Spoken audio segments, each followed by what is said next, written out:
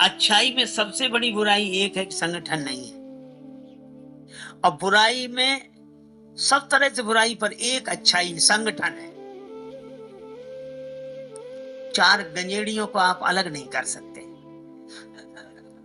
शराबियों को अलग नहीं कर सकते, अफीमचियों को अलग नहीं कर सकते। अच्छा, अलग करने पर ही सारा झगड़ा है, पर चाहे जितना हो लेकिन शाम को फिर इकट्ठे। और वो तो कहते हैं दम भाई सो निज भाई, और भाई के सिर पे सिर। हाँ, याद रह नहीं पाते महाराज, शाम तक ढूंढ ही लेंगे। हम कई बार सोचते थे कि ऐसा क्यों। एक राजा के यहाँ दो विद्वान आए, राजा ने दोनों का बड़ा स्वागत किया। एक बैठा, दूसरा गया स्नान के लिए।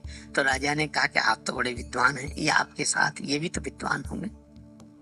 बोला काहे का विद्वान, बैल है, एक से दो अच्छे इसलिए हम लिए फिरते हैं। राजा बोला अच्छा। तब तक वो आ गए। अब ये गए स्नान को, तो राजा ने उससे पूछा कि आप तो बड़े विद्वान, और ये आपके साथ ये भी तो विद्वान होंगे। बोले काहे का विद्वान, घोड़ा है, दो अच्छे इसलिए। दोनों आए, चलिए भोजन करें। भोजन के लिए गए, राजा ने एक के सामने भूसा रखा, एक के सामने घास। शुरू करो। दोनों बोले हम लोगों का अपमान है। राजा ने कहा परिचय तो आपसे ही मिला, आप कह रहे थे वो बैल है और आप कह रहे थे वो घोड़ा है, इसलिए ये हम लोगों की हालत है। और शराबियों में इतना प्रेम महाराज, चाहे दिन भर झगड़ा हो जाए शाम को इकट्ठे, बड़ा प्रेम।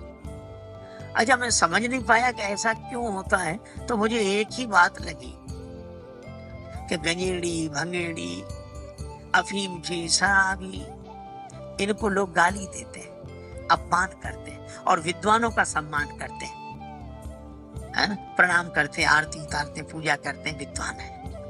और जो नशे वाले हैं इनका विरोध करते हैं, गाली देते हैं। और ये स्वाभाविक नियम है। सम्मान आदमी अकेले पाना चाहता है और अपमान मिलकर भोगना चाहता है। अपमान हो ये भी साथ थे, ये भी साथ थे, ये भी साथ थे, यानी अपमान में हम सब शामिल हैं और सम्मान में हम अकेले। यही हम लोगों की सबसे बड़ी विडंबना है।